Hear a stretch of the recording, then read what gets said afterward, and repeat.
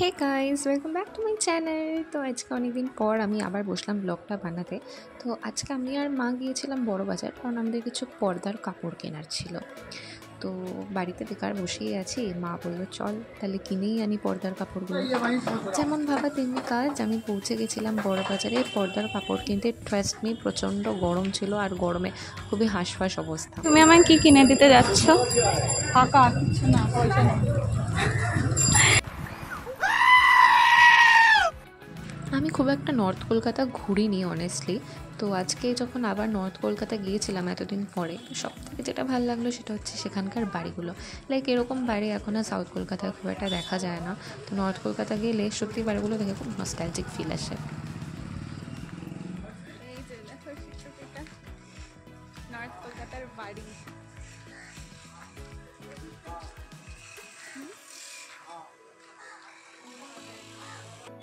আরেকটা খুব ইন্টারেস্টিং জিনিস যেটা নর্থ কলকাতাতে গেলে প্রায়ই দেখা যায় সেটা হচ্ছে হাতে টানা রিক্সা, যেটা আমাদের সাউথ কলকাতায় একদমই নেই বললেই চলে।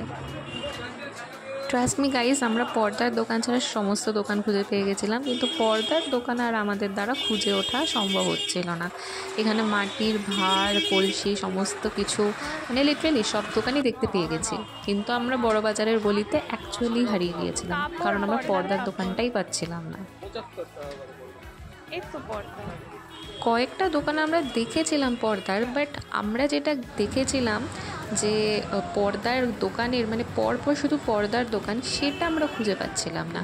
এমনি মাঝে হয়তো কিছু দোকানের মধ্যে একটা পর্দার দোকান আছে, সেটা আমরা পাচ্ছিলাম। অ্যাকচুয়ালি বড়বাজার এতটাই বড় যে ওখানে খুব স্বাভাবিকভাবেই মানে না জানা থাকলে রাস্তা হারিয়ে যাওয়াটাই পসিবল।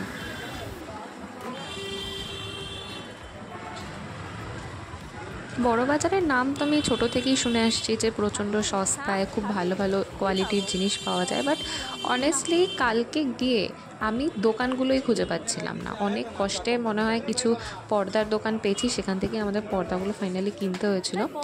যদি তোমাদের ইনকেস পর্দার দোকানের কোনো খোঁজ লাগে তাহলে তোমরা কমেন্ট করে জানাতেই পারো, কারণ আমার কাছে কার্ড আছে দোকানটার। আর ট্রাস্ট মি, পর্দার কাপড়গুলো ভালো ছিল। প্রচুর মিষ্টির দোকান দেখছিলাম, মানে লাড্ডু, দরবেশ, এগুলোর অনেক দোকান দেখছিলাম। ইচ্ছে তো করছিল একটু খাবো, কিন্তু তারপর যা দাম শুনলাম, মানে পার পিস বললো 10 টাকা, তাহলে তফাৎ কী হলো। আমি ভাবলাম হয়তো ওখানে একটু কম দাম হতে পারে।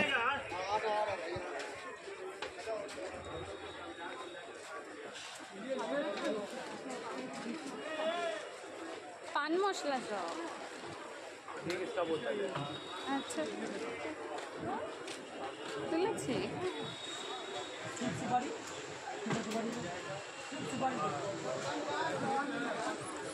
বাড়ি এসে আমার মনে হলো একটুখানি ওখানকার দরবেশ, লাড্ডু এগুলো টেস্ট করে দেখলেই হতো।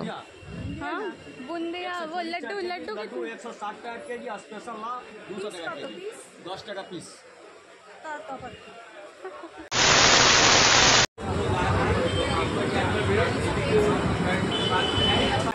ফাইনালি আমাদের যাবতীয় কেনাকাটির পর আমার আর মায়ের দুজনেরও খুব খিদে পেয়ে গেছিলো। তো ওখানে আমরা সেরকম কোনো দোকান দেখলাম না, শুধু গুপ্তা ব্রাদার্সটাই দেখলাম। তো ওখানে ঢুকে একটুখানি কিছু খেয়ে নিলাম, তারপর মেট্রো করে বাড়ি। Thanks for watching.